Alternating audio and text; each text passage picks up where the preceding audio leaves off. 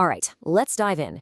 Today, we're talking about two health challenges that are, well, frankly, they're giants. They affect millions of us, but they're also super misunderstood. We're going to break down exactly what makes them so dangerous, piece by piece. So let me just ask you straight up, what do you think are the two biggest silent threats to your health? I mean, these two are responsible for more deaths across the globe than anything else. And the scariest part? Their real danger is just how quietly they sneak up on you. Okay, coming in at number one, it's cardiovascular disease. And, a huge driver behind this, the thing that puts this insane, constant strain on our entire system is hypertension. You probably know it as high blood pressure.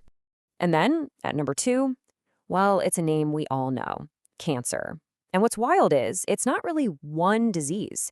It's hundreds of them, all linked by this one catastrophic breakdown right inside our own cells. So, here's our game plan for today. We'll kick things off by exploring why these two are so silent and so deadly. Then we're going to do a deep dive, first into cancer, then hypertension. After that, we'll get into the really cool stuff, the revolutionary new ways we're fighting back. And we'll wrap up by talking about the most important part, the role you play in all this. So, what's the big link between these two? What do these powerhouses of disease really have in common? It's their silence. That's the key. In the beginning, both cancer and hypertension often give you zero symptoms. None. You can be walking around feeling totally fine while some really serious damage is happening under the hood. And that's exactly why understanding them is our absolute first line of defense.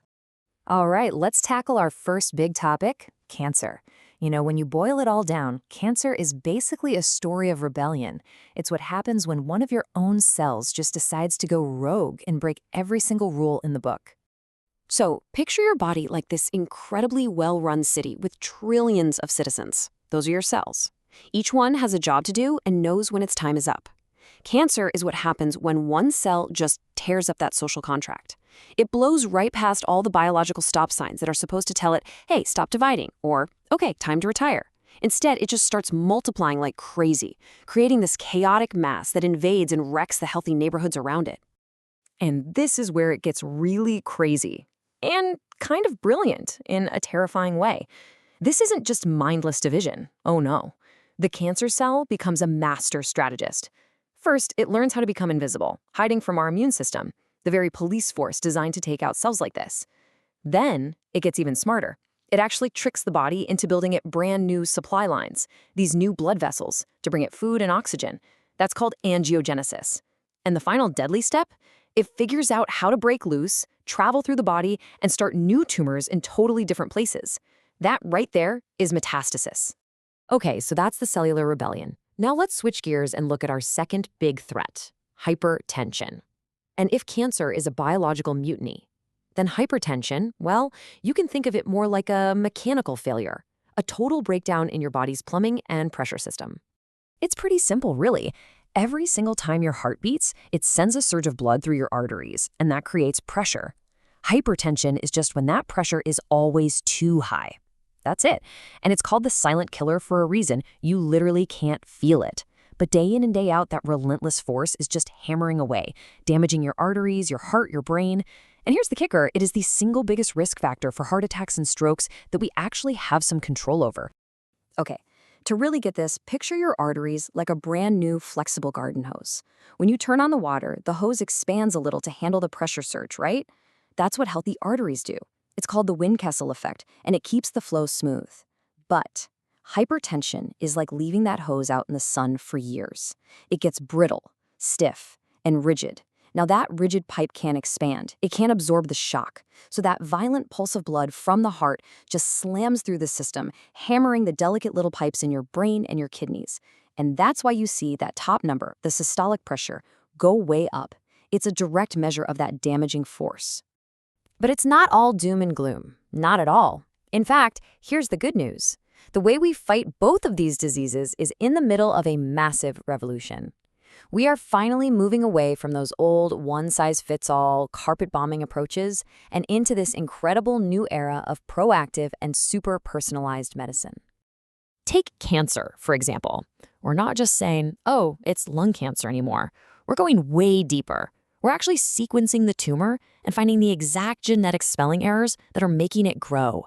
And what that lets us do is use these amazing targeted therapies, these smart drugs. They go after the cancer's unique weak spots. It is literally the difference between using a sledgehammer and a surgical scalpel. It's that precise. And you know what? The same kind of revolution is happening with hypertension. Doctors are finally looking beyond just a simple blood pressure cuff reading. This new PRV-ENT equation is a total game changer. Instead of just one number, it looks at the whole picture, your heart health, your kidney function, your metabolic health. And this is so important. It throws out the old, flawed use of race and instead uses something called a social deprivation index, because we now know for a fact that your environment and social factors have a huge impact. And it starts looking at your risk way earlier, at age 30, because prevention is everything. And if you think that's cool, wait till you see what's on the horizon. For high blood pressure, imagine getting rid of that daily pill. Imagine replacing it with an injection you get just twice a year. That's the promise of a new drug called zilebesiran. It's a type of RNA therapy that basically just switches off a key gene that drives up blood pressure. And for cancer, we've got these incredible new immunotherapies, like one called toripalimab, that are basically a training program for your own immune system. They teach your body to hunt down and kill your specific cancer. This is some next-level stuff. Which brings us to our final, and honestly, maybe the most important piece of the puzzle. All this amazing technology is fantastic, but it doesn't happen in a vacuum. The patient, that's you. You are right at the very center of this whole thing. You're a key part of the team. And this quote right here, it just nails the new way of thinking. Treating the disease, the cells, the mechanics, that's only half the battle. We're finally getting that we have to treat the whole person. We have to deal with the emotional fallout, the stress, the fear that comes with the diagnosis.